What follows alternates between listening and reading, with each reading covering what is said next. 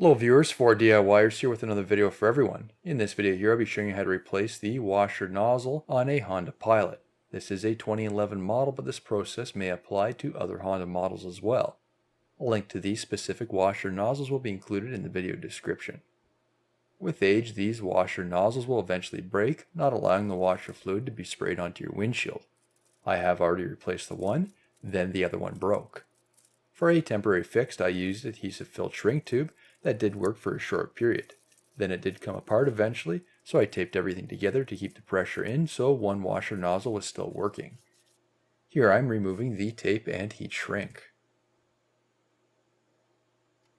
Typically there is a broken piece of plastic in the connection fitting, however this one fell out.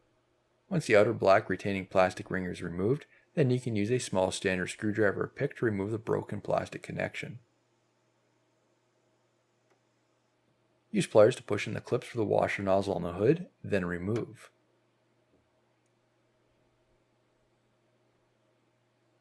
Clean around the area of the washer nozzle before installation. Here is the new nozzle. As you can see, the old one is missing the connection on the bottom.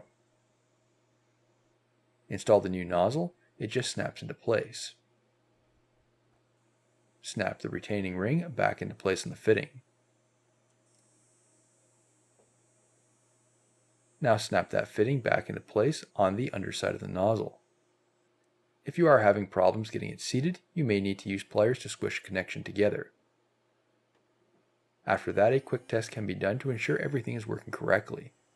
New videos released every week on my channel. Be sure to hit that thumbs up button. It's a huge help to me, and leave a comment below if you found this tutorial helpful.